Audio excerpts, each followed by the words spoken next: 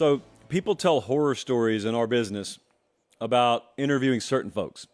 And some of them are like contentious. Others you just don't get much out of. And Lane Kiffin, candidly, fits the latter category. Some people on the streets say, it's not worth it. You're not going to get a lot out of him. Well, we got Lane Kiffin on the show tonight, and I can promise you we got a lot out of him. So stay tuned for that. It is Late Kick Live. We are jam-packed high atop a media-filled downtown Nashville, Tennessee, Thursday night, July 20th, the year of our Lord 2023.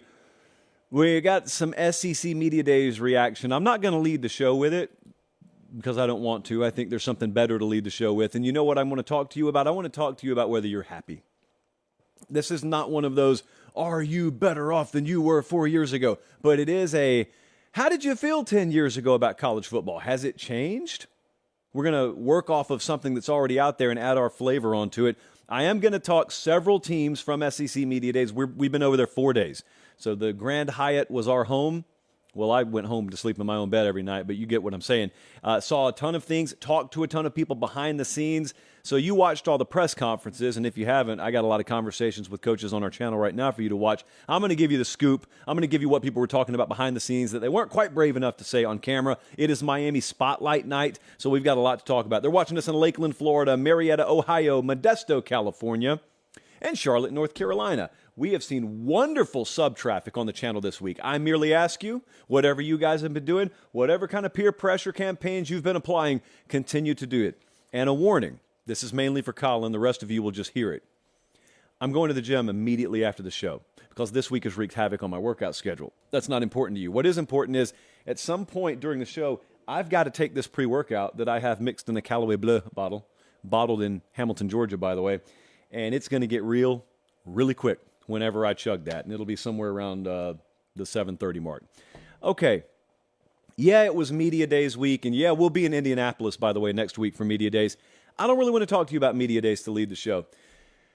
How do you feel about college football right now? Are you excited about the future? Are you nervous? Are you scared? Do you not look forward to the future? What really matters to fans is what I want to talk about. It's really all we ever want to talk about. It's how I frame the entire show. So this will be no different. What matters to you as a college football fan? Don't look to your left or right. I mean, right now, whether you're in your car or you're on your recliner, what matters to you? Do you care about conference realignment? Do you care about NIL? Do you care that players make money or not?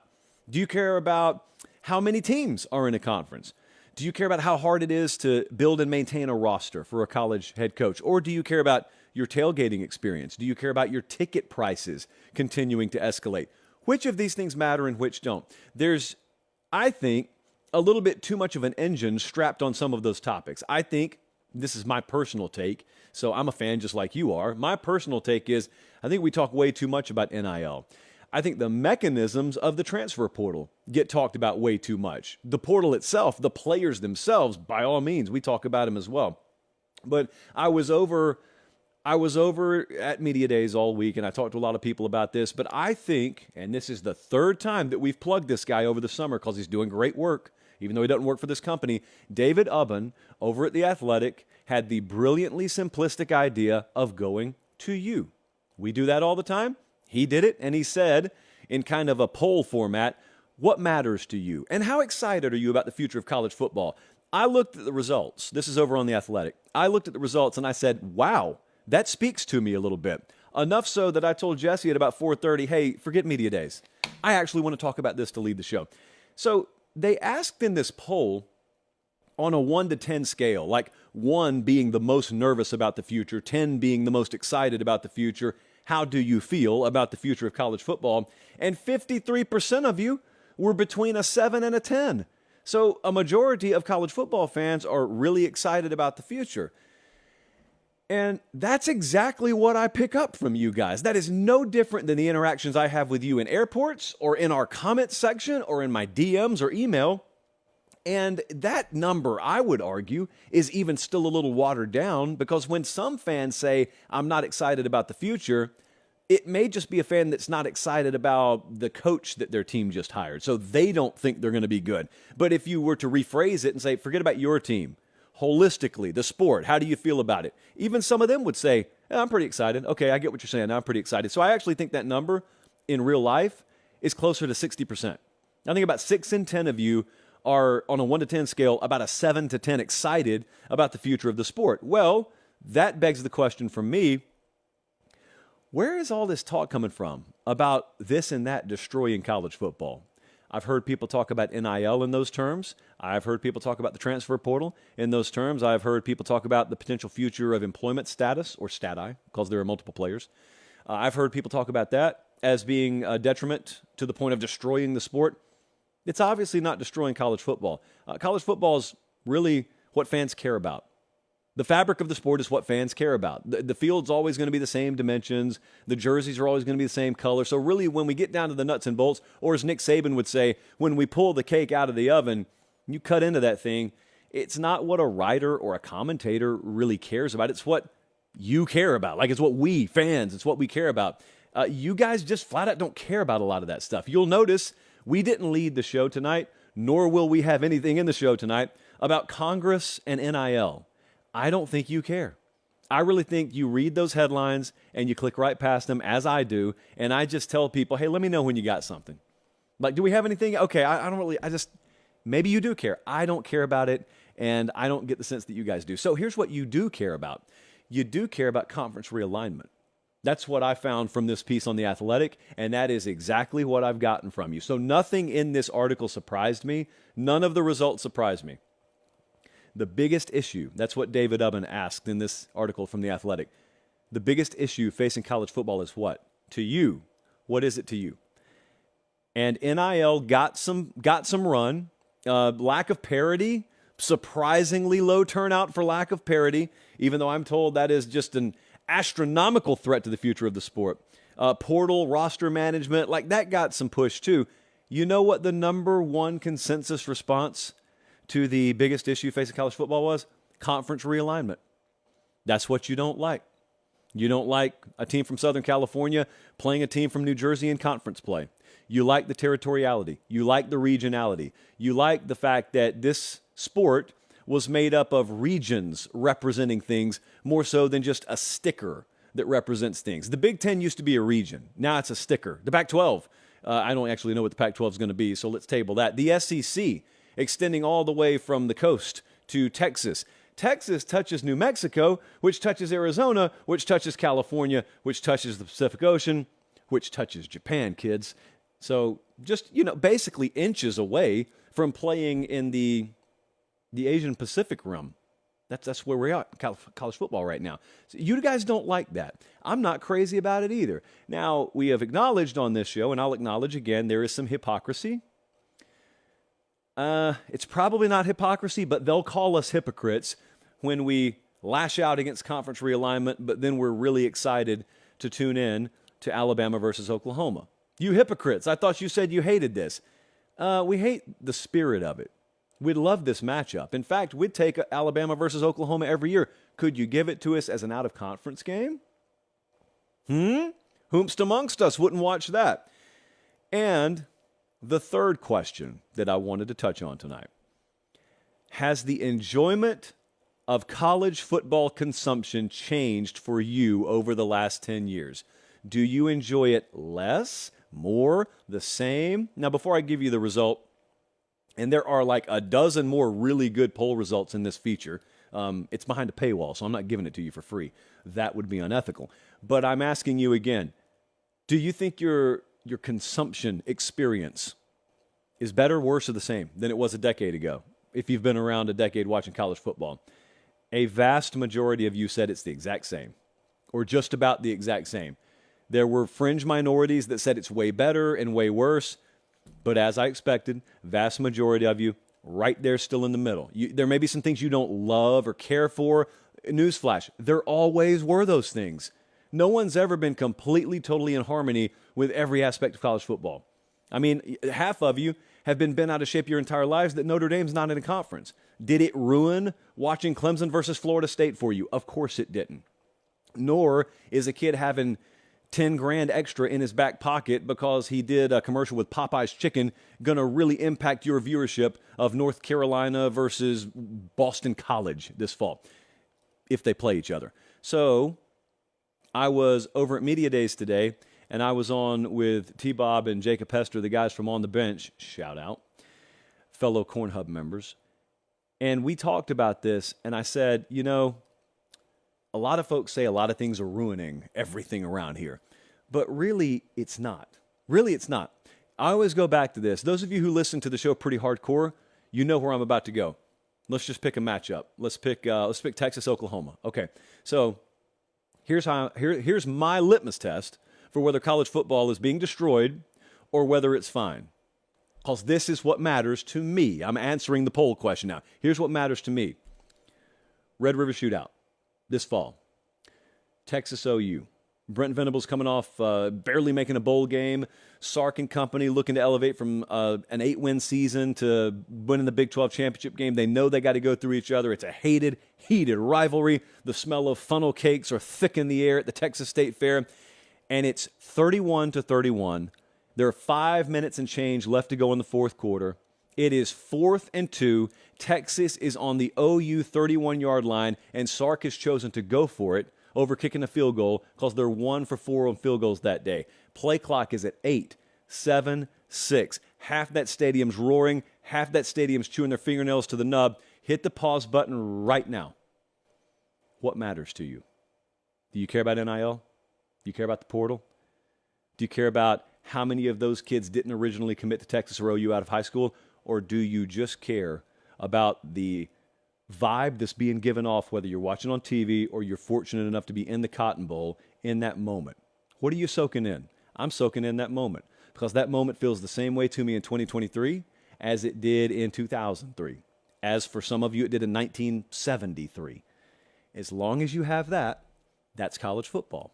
As long as you tailgated the night before and the day of at the Texas State Fair for that game, you've got college football. As long as I'm watching a Longhorn run out onto the field, as long as I'm watching that Sooner Schooner take the field, as long as I'm watching that stuff happen, I got college football. And I may not have every mechanism in place exactly how I want it, but I got college football. So it hasn't been ruined for me at all. I got news for you. It's not going to be ruined. I would quit long before it got ruined for me, and it's not anywhere close to being ruined. So I just thought that was interesting. You know, on the last day of Media Days, David Ubben, who was at Media Days probably, sweeps in, and he takes the lead slot on Late Kick Live tonight. Thank you, David. We appreciate it. Good article. I would encourage you guys to go check out the rest of it. Welcome in. If you're watching live, I got a Lane Kiffin interview you will really like, even if you're not an Ole Miss fan. Coming up in a few minutes. Jesse, Colin, one of you remind me to take my pre-workout. I'm not going to set an alarm clock because we're live on air right now, but I want to be reminded at about 7:30 to take this. Please and thank you. The what-if train rolls on tonight. What if these things happen this season? We're going to start in the ACC. What if Florida State starts 2-2? That is a preseason co-favorite to win the ACC there. That's one of the playoff dark horse right in the broad daylight darlings out there. Well, Grant asked, what if they start 2-2? Now, Grant is insinuating they lose to LSU and they lose to Clemson. And bam, first month of the season, they're sitting there at 500, assuming that they beat Southern Miss and Boston College. And we're going to make that bold assumption here. So you got to remember the expectation. The expectation here is the over-under win total is 9.5. Like I said, they have aspirations of winning the conference, maybe Jordan Travis, fringe Heisman contender status. They want a lot more than just bowl eligibility, and a lot more is expected of them this year. Here's what would happen in this scenario. If they start 2-2, it would be a tidal wave of I told you so. Because there are a lot of people who are detractors, who doubt Florida State, who look at how last year went, and they look at this wave of momentum that started to build and this bubble of hype that started to build at the end of the year, and they're saying, but who did they really beat?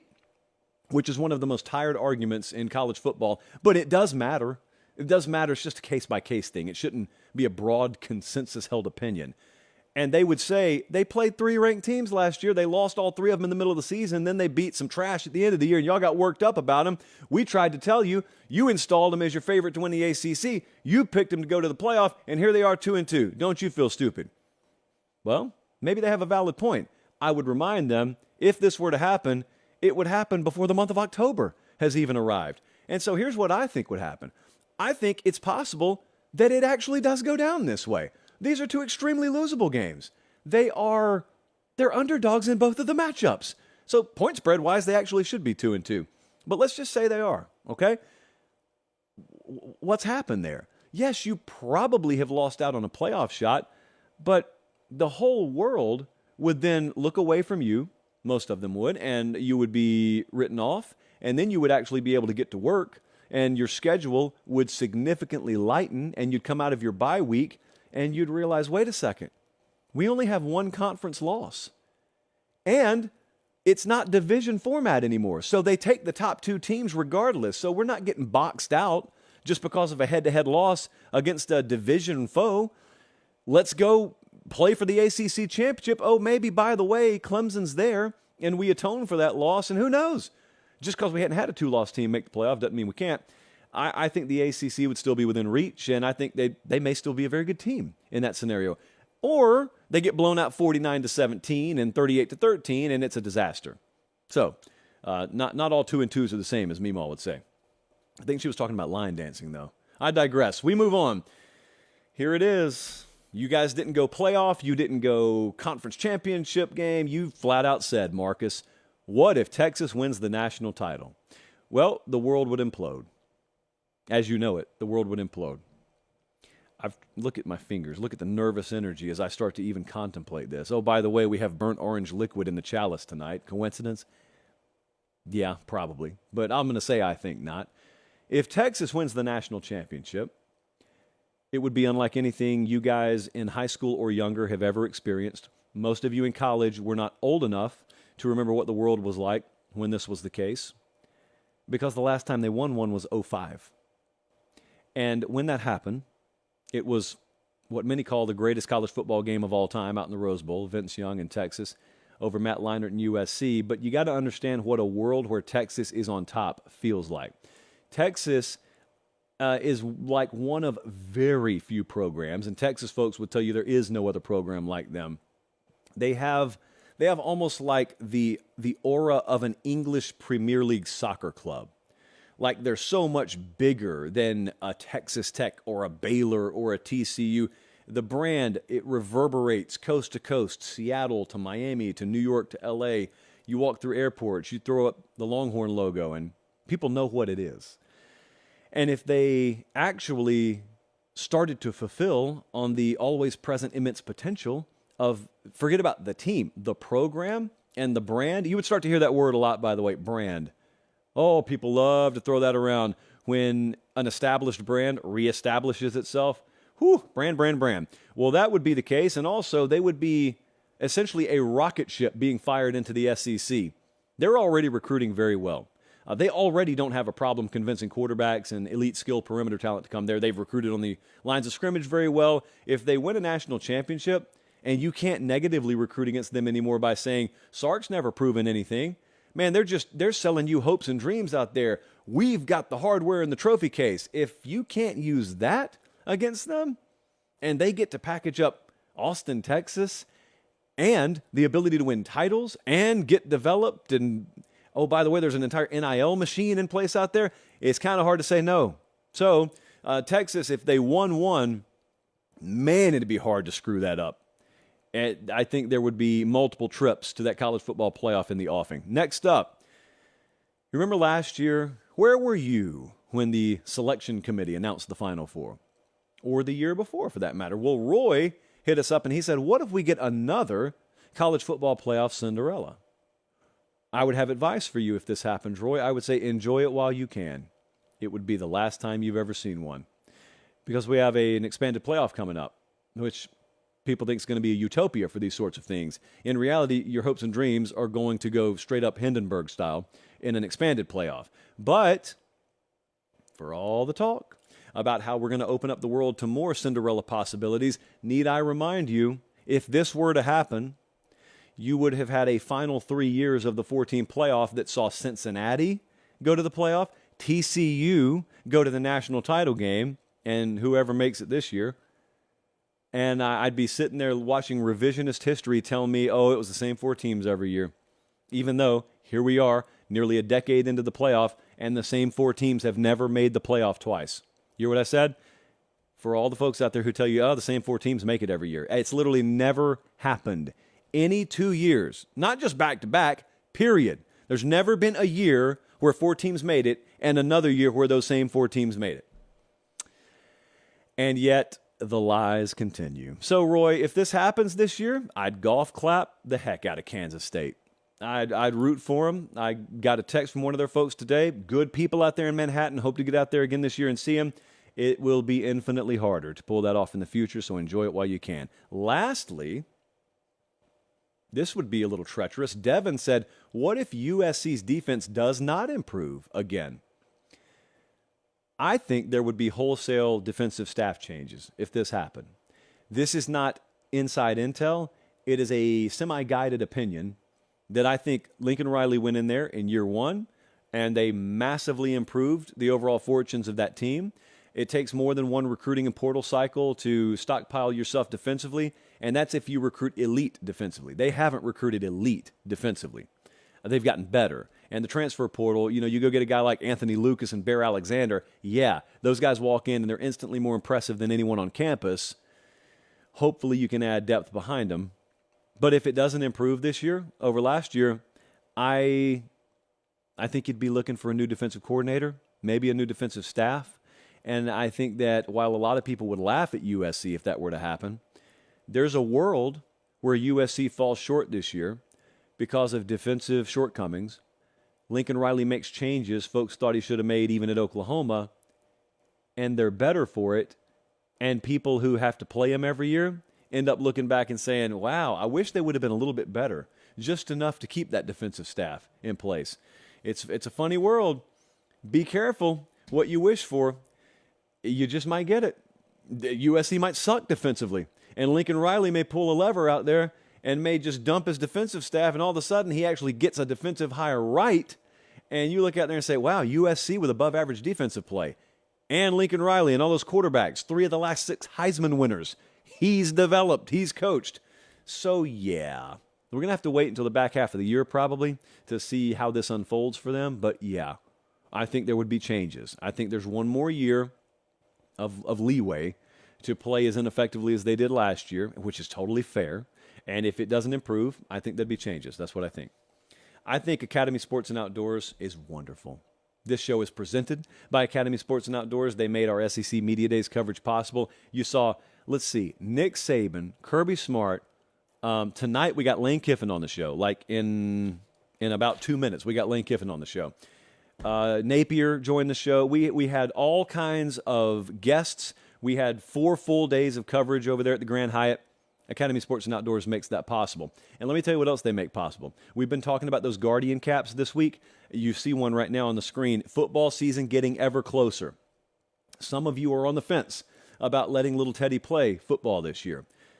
I'm not going to parent for you. Far be it from me too. But if you do decide to, call up Coach. Say, Coach, you know about Guardian helmets? You know about Guardian caps? Chances are he already does. But if you're in the coaching profession and you don't know about them, check them out exclusively at Academy Sports and Outdoors for the time being, either in person or at academy.com. You're talking about reducing impact on the head. You're talking about reducing temperature in that helmet. You're talking about all the ups and none of the downs. Really interesting research. You can go read about it on Academy Sports and Outdoors at academy.com. You can just Google Guardian caps for all I care. Do some research on it. You'll be very impressed very quickly with what you read. Pretty simple. It's a pretty simple concept. And there it is right there in front of you if you're watching on YouTube. Academy Sports and Outdoors, your one-stop shop for all things outdoor sporting goods supplies, and a little bit of plus on the end. I want to make sure that I say hey to everyone watching live because this is a nice, fun Thursday for us. Got another show Sunday. We'll be in Indy next week. But today I was in Nashville. Colin, this is probably a good endpoint for you. Lane Kiffin is one of the most interesting head coaches in the history of this sport. It's one of the most interesting stories in the history of this sport. And he sat down with us today for an extended conversation about a lot of things. Some of it football, some of it totally off the field, unrelated to football, some of it about what he thinks about himself from a decade to a decade and a half ago. Here is Lane Kiffin with us at SEC Media Days. Lane Kiffin, head coach of Ole Miss, rounding things out at SEC Media Days. I actually walked over to the big room and listened to you this morning. And I want you to go back to 2010 and imagine you're a head coach 13 years later, and the questions are about AI, something called the transfer portal, salaries, and free agency. Certainly you would have thought you were in the NFL. What if I told you that was actually a college football press conference? About as strange if you told me I was at the press conference as the head coach of Ole Miss. Yeah, it really is crazy how much it has changed. And really those things have changed just in a couple years. And I said a massive change was NIL. And a massive change was portal. And they kind of happened at the same time. You know, these are groundbreaking changes that at the same time that ended up completely affecting each other, because now, like we're talking about the NFL, now I can opt into free agency and I get paid, you know, whenever I want to, basically. And so it creates not just an NFL model, but the NFL plus problems. An NFL model, but not the structure. You made a really good point this morning. I kind of thought about it from a different lens because of the way you put it. You said players, they're getting what they can right now. I would do the same thing if I were them, because it's kind of a window. Chances are, I agree with what you said, this window's pretty small. So if you fast forward to 2033, 43, 53, we're looking back on the history of college football. I mean, how do you think about the past 5-year window? How do you think we'll describe that in the future? Well, I say that about this window, and I think of it like before they got rookie contracts under control. Because the veterans were like, wait, here's Jamarcus Russell making $63 million. You know, so after that time frame there, they started changing, okay, what they could make, capping what the rookies could make. So I feel like that's kind of like those players got to utilize that window of making so much on rookie contracts. That's where these guys are at now. They have this little window before it gets structured. A lot of the motivation for a college football player is to high school, college football, hopefully make life-changing money in the NFL. And I'm not suggesting that the money in college football is anywhere remotely close to what you can earn at the highest level of the NFL, but there are guys who are making pretty substantial money in college. I want to know from you, like person to person, do you ever see that change the motivation dynamic? Do you ever see a guy develop maybe the kind of ego that otherwise would have been 3 or 4 more years down the road? And if you see that start to play out in practice, or you see that start to play out in the locker room and starts to affect your team, how do you actually go about dealing with that? I think it's definitely an issue. I like to tell our staff, like, you know, let's be really reasonable and realistic about what's going to happen, how players think, not just like, well, this is what they're supposed to think. They should just want to be the best they can and win, and okay, well, that's great. And some are wired like that. But a lot of their motivation, and there's nothing wrong with it, we need to accept that, like as coach, like I talked, like accept it, is money. They want to get to the NFL because they want to play in the NFL, but actually a lot of their motivation is the money, because unfortunately our youth thinks that when you get money it's going to solve everything, which it'll create more problems, but that's a different subject. So now if they have it, and remember, like you say, okay, well, it's not as much as they're going to get in the NFL, but to some of them, they're like, wait, I'm getting a couple $100,000 and I've never had anything. It seems like in their mind, like they're making millions. So there is a major problem in there in ego that comes in, and motivation. You know, if you're, let's say you had 2 motivations to go to the NFL. One was to put on that jersey and go to the NFL, and the other is to get money. One of them just went away a little bit, you know, depending on how much that you get. And the naiveness that, well, I have this, I'm going to be set for this many years because of it. What's your philosophy on acquiring quarterback talent? You guys got a couple out of the portal. I think it surprised some people. I mean, I raised my eyebrow at it, but at the same time, if I ran a team, I'd want to have as many talented guys in the room as possible. Is that pretty much the way you looked at that? Sure. Like an NFL team, like your goal as the head coach or general manager or owner is like to make the best roster that you can, to make the best position groups that you can, and add talent. And so, like I said, you know, like we don't recruit or add talent or not add talent based off of someone's feelings. Mm-hmm. Of course, a lot of players don't want other good players coming in at their spot. I mean, it just, again, let's be realistic. So, but that's not my job. My job is to put the best team and the best players together. If we were to, let's go time machine again, second time in like 5 minutes. You take the job at Tennessee 09, and you're watching it. It's 2023 Lane Kiffin. You have a conversation with that guy. What are you going back there and telling him? What advice are you giving him? Slow down. You don't know very much. You think you do. And, just be more appreciative of where you're at and how fast you got there instead of always just trying to get more and get to the next thing. Do guys ask you for advice on that kind of stuff? Do people seek it out from you, knowing you've been several places now?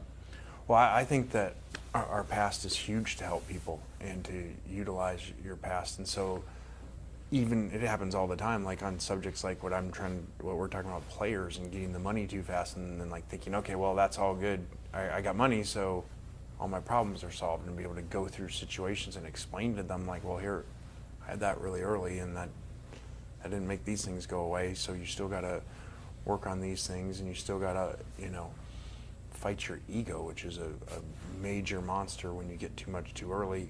You see that in all professions. If I look at this Ole Miss team, it's easy for me to just open a preview magazine and look at what they say, but what do you say are the one or two focal points that will determine 3 or 4 games either way this year? Defense, new staff, new players all over the place. So how fast does that come together? And then getting back to taking care of the ball. We were actually -1 in turnover margin, which for years at different places we've been really good at. And so taking care of the ball, finishing drives. Lane Kiffin, awesome stuff. All right, guys. Appreciate it. Yep. One of the great what ifs in the history of college football. What if Lane Kiffin stayed at Tennessee? What if he turned down the job offer from USC? Director Colin asks me this about once or twice a week, and I am the shruggy emoji once or twice a week. I don't know, Colin. I do think it's interesting.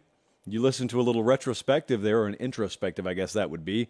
He's telling himself, slow down. You don't know anything. You think you do, 09 Lane, but you don't know anything. Let me tell you, if you weren't around for it, he may have been in over his skis, according to himself, a little bit, but it was fun. It was nothing if not fun. And that dude played Alabama to the wire in his 1 year at Tennessee. It takes a blocked field goal at the end of regulation. Alabama gets out, I think, a 12-10 winner, and Bama goes on to win the national title that year. Lane Kiffin was really good for us today. We appreciated him. Also, I saw you, Packer. I saw you down there in the live chat. You thought that I put that interview in the middle of the show so that I could chug the pre-workout. I haven't chugged it yet. We're probably a little ways away from that. Jesse, let's just, at the end of Media Days takeaways, let's chug it. Let's just do it. No immunity, no anything. Let's just do it. SEC Media Days, obviously in the books. We were over there all 4 days. Now, I know you could watch the press conferences, and I know you've seen your beat writers and whatnot and what they said. I'm just going to give you some things I took away and also some things I picked up on, okay? So, Billy Napier was really interesting to me. I set out this week, and he was a name I circled. Now, we got a lot of big names on the show, and all of those individual interviews are on the YouTube channel, and I don't think we had a bad one this week. I loved them all. I wanted to talk to Billy Napier, and he was awesome off camera. He was awesome on camera. He is so bunkered, man. There is so much negative energy in the public about Florida football, and I genuinely think he is so bunkered. He is so foxholed, he doesn't even have awareness of it. And I thought it was so fun to talk to him about the day-to-day inner grind of recruiting in the SEC, in the state of Florida, how the portal works, how he was candid about how they had to learn, they had to get some egg on their face early on. And then they also had staff turnover really late in the cycle. He is a good coach, man. And I talked to other coaches about him. No one really downgrades his ability as a coach. The only doubt when football people have talked to me about Billy Napier is he going to be given enough time if 2023 doesn't work out to 7 wins or more? And there's a great big question mark. I don't know the answer to that. I think Napier is a good dude, and I think if you could sit down with him, and especially off camera, I think you'd look at him a little differently. That's what I think. I think you'd look at him a little differently. I think some guys, especially if they're not like 15 or 20-year veterans, when the camera's on, You can have a little monotone nature about yourself. You can sound a little cerebral, and that gets misconstrued as unemotional. That guy has a ton of emotion, ton of energy, ton of fire. And I don't know if you've ever met people like this, but when you just talk to him, like if you were sitting down to lunch with him and you brought up certain subjects, you'd see those eyes get wide. You'd see that fire. I've seen it. You'd see it. And I hope he's given enough length of rope that we get to see it at Florida. Jimbo and A&M, I have no clue about. I did not get to talk to Jimbo because I had obligations with CBS. And you know what happened the last time he and I spoke. So I was looking forward to that. We didn't get to get him. Sometimes there are storylines that are really overhyped. Happens all the time. And most of the time they underdeliver because people have been focusing on stuff that does not matter. In the case of Texas A&M's offense, that's all that matters. And a lot of people are focused on it. Now, you may be focused on the right thing for the wrong reasons. I was talking to Billy Lucci and David Nuno and the guys over at TexAgs, and I was asked this very question. What are the keys here? Well, it's obviously how Petrino is plugged in, how the offense functions and operates. But the thing I care about is I don't really care if they get along. I could not care less if Bobby Petrino loves Jimbo Fisher or whether he'd, if he was on fire. You know the saying. I care about whether they can put a functioning offense and a winning product on the field. Emotions totally removed from it. And if they can, all that else is irrelevant. If they can't, then we've already had that conversation on the show. I think a lot of you listened, if you did, to Fisher earlier this week, and there is no yes when people ask him about the offense and how it's going to function. Is Bobby Petrino going to be the guy all this is delegated to? You're not going to get a yes because that's not the way he feels about it. I think that's pretty obvious at this point. I don't have the best of feelings about it, if you want me to be real with you. Now, I also don't do predictions in July, so it's not a prediction special yet. It is one of the most important stories to watch in college football this year. The Texas A&M offense, early in the year, they go to Miami week 2, so we won't have to wait long. I was around Alabama a lot this week. I was around Bama a lot. I was around Nick Saban, obviously, a lot this week. The mentality has totally shifted there. I don't just mean, they're fired up, they feel disrespected. That kind of stuff is really oversold in a lot of cases. I think they understand what they got to get back to. There's a scene in Gone in 60 Seconds, which is a beautifully underrated movie, by the way. And Nick Cage comes back in town, spoiler alert if you hadn't seen it, and his little brother's in trouble. And he used to be the best car thief in Southern California, but he got out of the biz just in time. And now Raymond Calitri, he's got his little kid brother held hostage. And the ransom is, I need 50 cars. 50 cars or your brother dies. And Nick Cage is the one to do it. But before he goes and steals all those cars, what does he do? He calls his mom. Actually, he doesn't call her. He just surprises her at the cafe she's working at. And he takes her and he sits her down. And she says, can you get him out of this? And he says, I can. But it means doing things. Things I told you I'd never do again. I think Nick Saban and Alabama are fully capable of winning the national championship this year, but it's going to mean doing things that you thought they'd never do again. It's going to mean what they less affectionately refer to as murder ball. And if you've ever watched murder ball, you know it doesn't leave a lot to the imagination, and it also doesn't leave a lot of margins. They're bigger and faster and stronger and deeper than you, and they are all holding a sledgehammer, and they just hit you with it for 4 quarters. You can't stand up to it. That used to be the long and short of an Alabama game. The scores used to all look the same. It was going to be them scoring somewhere between 35 and 45, and you scoring somewhere between 7 and 14. And that was what the final score was going to be, about 8 times out of 10. And then quarterbacks like Tua Tagovailoa came along, and Mac Jones was there, and Bryce Young has been there, and Saban sat right there 3 feet from me and said, we got too Bryce-centric last year.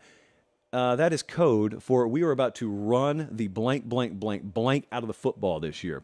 And we got Roydell Williams and Jace McClellan. We got Justice Haynes back here. Richard Young is a true freshman. Jam Miller. They are like 5 or 6 deep with quality options in the running back room. He did talk about how he feels a lot better about their blocking at the tight end position. Their offensive line, with Eric Wolford as that offensive line coach, not to be undersold there, could be one of the best in the country. That is a Joe Moore Award caliber offensive line. Ultra physical. The most violent bowling ball you've ever seen. That's what that offense has the potential to be. You want a bold prediction from me? I think they'll lead the league in rushing this year. I think that is how drastic the offensive shift in the Alabama offensive philosophy will be. If that's the case, they're equipped to win a national championship. If it's not, I don't think they have the quarterback play to do it. Tennessee, it's a team versus program thing. That's the theme I've gotten every time I've talked to people in the program. Kind of pun intended. They won a lot of games last year. Teams have done that before. A program sustains it year over year. We don't know if Tennessee has a good program or not. They don't. They were worried about the NCAA, and finally they got that out of the way. I mean, I was sitting in the room with Heupel today when he was talking to Dennis, and it's like when you can finally talk about it in past tense, what the NCAA sanctions were instead of what they could be. That's a relief. And the fact that now you just get to move forward and your fate is totally in your hands, it's about Joe Milton at quarterback there. I know it sounds so simplistic. Oh, you just mention every quarterback. I sure do. In these kinds of offenses, I sure do. What would Tennessee be without Hendon Hooker last year? What would Hendon Hooker have been without Tennessee last year? It's another good way to put it. What has Joe Milton been? What will he be with Josh Heupel inserting him as his full-time starter this year? I look at the schedule. Colin's got it up on the screen right now. You think about Georgia, Florida, and that's been the mainstay as the big rivalry in the East. But this year, the premier game in the East figures to be Georgia, Tennessee. And where is it? If you're not watching, if you're listening on podcast, do you realize this game is November 18th? You got to wait until the second to last week of the season. So what you think and what I think about that matchup right now, what the hypothetical odds on the game are right now, they mean nothing. So many things could happen in terms of injuries. What if we figure out Georgia's pass rush is only fairly good by Georgia standards? And what if we figure out Joe Milton is the real deal? What if we get in a situation, in other words, where they're playing them in Neyland, which is on absolute fire, the likes of which it hasn't been since the Alabama game last year, and it's that kind of environment, and maybe Carson Beck is pretty good, not great or elite by any means, and Georgia can't get to the passer, and Tennessee scoring more points than you're comfortable with, and you can't trade every possession with them like maybe you thought you could with Stetson Bennett. This kind of stuff happens every year. There are elite teams every year that you think look invincible in the preseason, and then football, or in our world, life, happens. Let's just keep an eye on it. Let's not pencil in 12-0 quite yet. LSU, Brian Kelly was the first guy I talked to this week. This time last year, yeah, people were talking about whether he was a good fit or not, but we've beaten that to death. I thought it was about entry point with Brian Kelly last year. I always thought he was going to succeed. He is going to succeed there, but I had no clue what to expect in year one. So I didn't even expect him to win the West, certainly not. But I thought it was about entry point. So my philosophy was always he's going to win. Let's find out how far he's going to have to climb. They're going to hop in this SEC West picture with Brian Kelly, and they're going to peg themselves. They're going to slot themselves somewhere. Where is it going to be? Turns out it was winning the West. That doesn't make them a better program than Alabama, certainly, but it also did not make them the dregs of the division. Far from it. And so they already pegged themselves probably in a little bit higher entry point than most, including even me, expected. Now it's the same thing. Program versus team. Same theme as we had in Tennessee like 2 minutes ago. How good is this program going to be? I got no doubt about it. None whatsoever. I've got far less doubt here than I do at Tennessee, only because I've seen Brian Kelly do it. And in fairness to Heupel, I haven't seen him do it. Jaden Daniels was rated as the top quarterback, I believe, in the SEC. I think he'll end up being the first-team All-SEC quarterback. Man, if they get that kind of play out of him, man, if they get depth behind Malik Neighbors, if like Brian Thomas Jr., if those receivers behind that wide receiver one start to slot themselves, if they get just above average production at tailback, and probably most importantly, if those portals hit in the secondary, they could win the West. Producer Jesse already has a feel on this. I'm not quite there yet. So fun times to be had by all in the SEC. Okay. Barton Simmons used to work here. Now he works like 5 minutes down the street at Vanderbilt, and he used to hate on me. He wasn't alone, but he was the most high-profile public figure that chastised me because I, to save time, would take turkey, put it in a blender, mix it with water, blend the turkey up, drink it, because I don't care about taste, voila. Well, what we have here, because I'm about to go to the gym after the show, is I've got some pre-workout, I have got some amino acid, and I have got a protein shake, all mixed in the same bottle. So it's like fruit punch, blue raspberry, and milk chocolate. And you got to excuse me because I got to drink it right now because we only have 2 segments left. And then I want to get right to the gym. So, time out.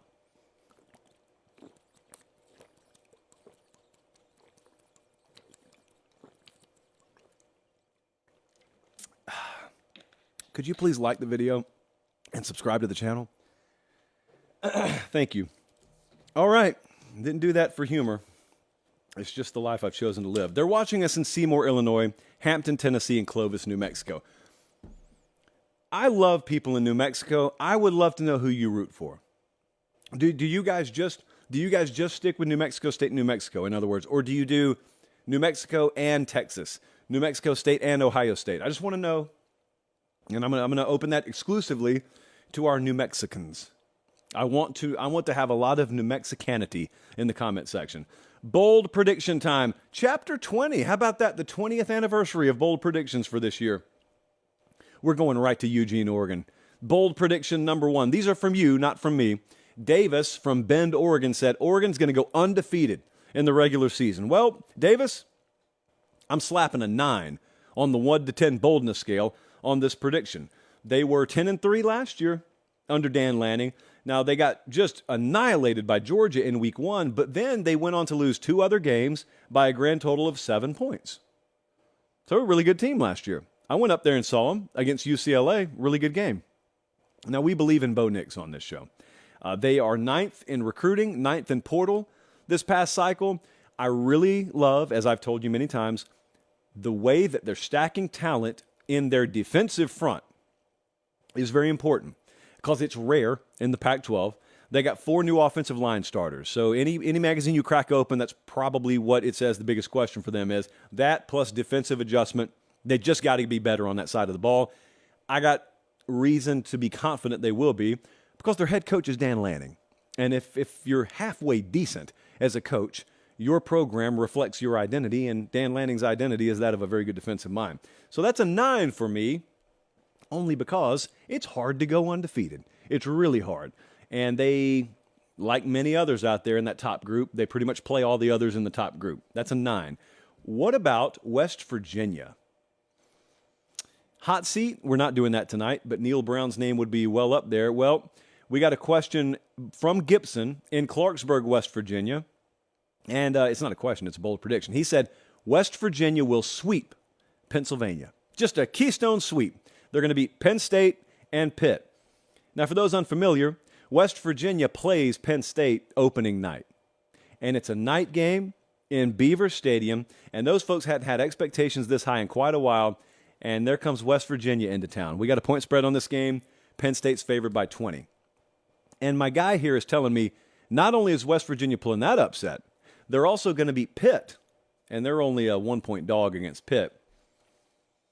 I made this a 9.5.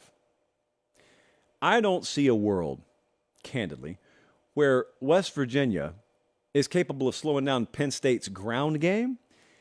And I also don't think there's a world where a new quarterback, and it doesn't really matter who it is going to be a new quarterback. By the way, there's no quarterback named. This will be the first non-transfer quarterback since 2013 to start for them. Pretty wild. That guy's going into Beaver Stadium in week 1, 100,000+ at full throat, and he's going to do what? He's going to beat them? I don't necessarily see that happening.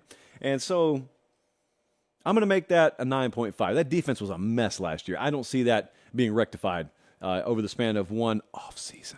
Next up, we got Heisman talk. You know, I told you my dark horse for the Heisman, so I'm going to bring it back up here. Handout, he said a non-quarterback will win the Heisman this year. And he said his favorites are Marvin Harrison Jr. and Brock Bowers. Brock Bowers is plus 15,000. Wow, okay. Well, since 2000, Stats and Info tells me we have had 4 non-quarterback Heisman Trophy winners. And it's just a bunch of Alabama guys and Reggie Bush. It was Ingram, it was Derrick Henry, it was Devontae Smith, and it was Reggie Bush. So most likely here, what's most likely to happen? Well, what's most likely is the top 9 Heisman favorites are all quarterbacks. Pathetic, but they are. 17 of the top 20 quarterbacks, the award for the most outstanding player in college football. 17 of the top 20 quarterbacks. Again, pathetic, but it is what it is. Marvin Harrison Jr., if we're going to have a non-quarterback win this thing, he's way up there. He's one of the favorites at a non-quarterback position. How about Blake Corum and Quinshon Judkins, the running backs there from Michigan and Ole Miss? They're tied for the 16th best odds in the country. Harrison, by the way, is at 10th. But my guy's not even on here. If you're listening on podcast, Colin's got a slider there where he's showing all the non-quarterback favorites. Man, Xavier Worthy wasn't even on it. Xavier Worthy's like way buried. And yet I look at Xavier Worthy, and I see a little bit of myself in him. What can I say? We're not so different, he and I. And so we don't really care what the odds board says. I care that my hand is healthy, and I care I got Steve Sarkisian calling plays for me, and my quarterback shaved his mullet, which clearly means he'll be way better this year. That's science. Don't argue. Don't deny science. We don't on this show. Xavier Worthy is my dark horse to win the Heisman. We've already got a betting ticket on him. So, yes, I have put some money where my mouth is. So go Xavier Worthy. I even learned to pronounce his first name the right way. That's how serious I am about that prediction. Well, pick. And lastly, now this is a tall task here.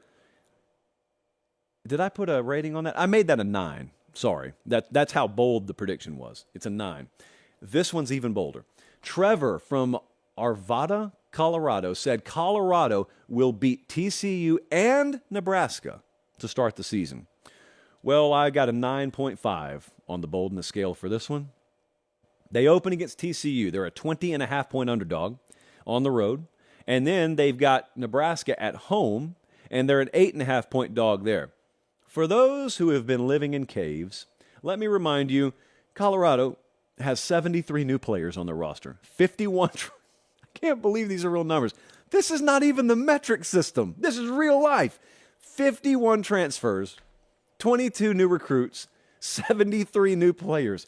Guys, there are some teams that are in bad scholarship situations that won't have 73 scholarship players, period, this year. And they got 73 new ones. Shedeur Sanders is going to have to play out of his mind. That's the quarterback there. He's going to have to play out of his mind for this to happen. And so many pieces are going to have to gel in summer workouts and fall camp. Because I can promise you, TCU is not handing you that game in week 1, so you're going to have to actually earn it. And that's going to be tough. So that's a 9.5 for me. I have been scrolling through the comments on the bold prediction videos and looking at your ratings, and I encourage that, and I'll tell you why.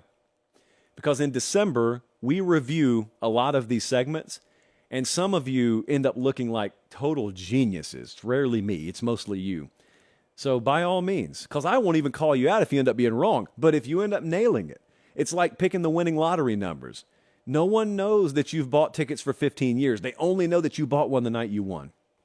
Okay, let's wrap the show up tonight by taking our spotlight.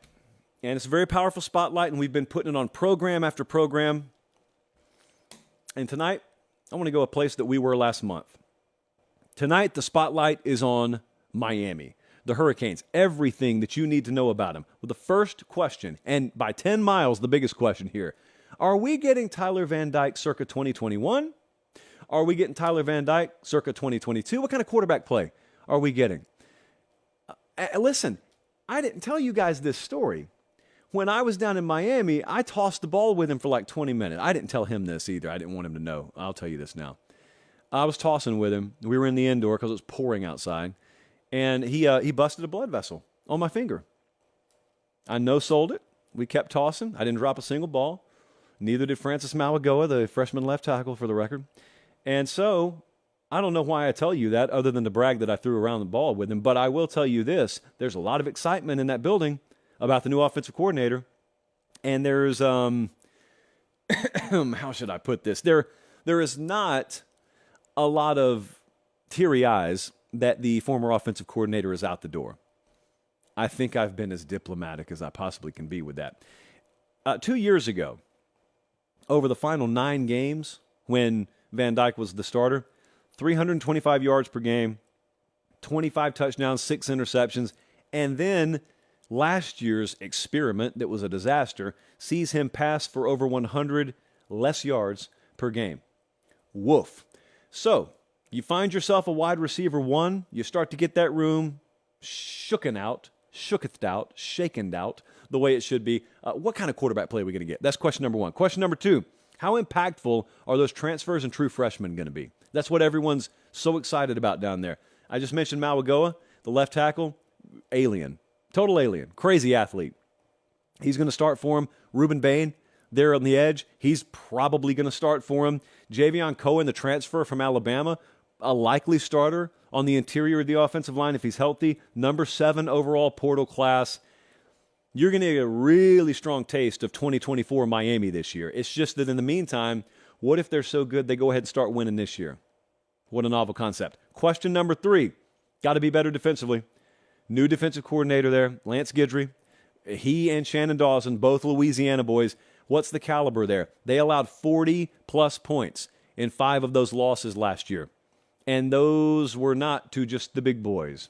Middle Tennessee hung 40-plus. Duke hung 40-plus. So when you got Duke and Middle Tennessee just kind of calling the shots, no bueno. Got to make changes. 7 returning starters, got a lot of portal additions. I know the age-old adage. First off, the age-old adage on this show is we don't care about how many starters you return. But also, even if you do you really want to be returning a lot of starters from a subpar unit? They got good safeties on this team, though. That's one thing they did inherit there. Which brings me to my next point. The spotlight has shown us that the best position group on this team is the safety position. They got the top 2 tacklers on the team back, both at that position.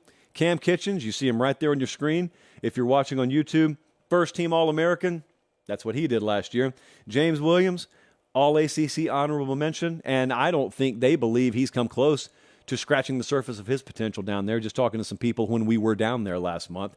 But listen, it's always a blessing when you can put a lid on the defense. The thing about it is there is no safety tandem. There is no DB room that can cover forever. So obviously, it all works hand in hand with affecting the quarterback.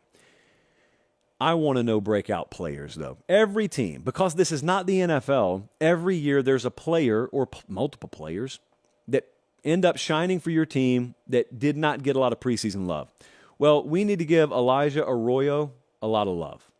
Elijah Arroyo is a breakout player from Miami. He's 6'4", 235, is a tight end. You guys got glimpses of what he could do. Just little flashes in 2021. And then injury derailed him in 2022, not to mention Miami did a pretty decent job offensively of derailing themselves. There are people in that program that believe Elijah Arroyo is the best athlete on that team, either side of the ball, regardless of position. And Will Mallory is not there anymore. So he moves on to the NFL. It is a golden opportunity for Elijah Arroyo to blast onto the national scene, to be an integral part of that team. This is not an overly established wide receiver room. Therefore, if you've got a dynamite tight end right there, I'm not doing the whole Brock Bowers thing. I'm saying what Bowers has done to the Georgia offense wouldn't surprise me if Shannon Dawson looked up the road in Athens and said, wow, well, we got this dude here. He is a total freak. Maybe we'll do that with him. So we like Arroyo. You could easily go Mauigoa there. You could easily go Reuben Bain, but we went Arroyo. The schedule is not kind. There's no way to sugarcoat this. The league office sure didn't. It's not easy at all. So they've got A&M out of conference, and they've got the toughest ACC schedule, we think, of any team in the conference. They play all 5 of the top teams in terms of odds in the ACC, aside from themselves, obviously. And then when you dive into it a little bit more, you're looking at their schedule right now. They got an early bye, and then they go to North Carolina and then play Clemson the next week. So playing Clemson off a road game against another good team is bad enough. Clemson's rested. They got to bye before they play you. They go back-to-back road games late in the year in November. In fact, they got 3 road games in November. 3 of their final 4 are on the road, and the last one sees a bunch of kids from South Florida go to Boston. So there you go. If they get it done this year, they will have earned it. No one's using the word cupcake with that schedule. This has been a wonderful week, and we're going to have another live show Sunday. All we ask, all this coverage is free. There's no paywall here. All we ask is that you subscribe to the YouTube channel and subscribe to the podcast. When we say subscribe, understand there's no cost, now or ever. It's just something you do to help us. Nobody spams your email. You don't have to exchange any information. You click a button, and then you move on about your life and tell your friends to do it as well. Thank you so much. For producer Jesse, for director Colin, I'm Josh Pate. We'll be back same time Sunday night. Until then, take care and God bless.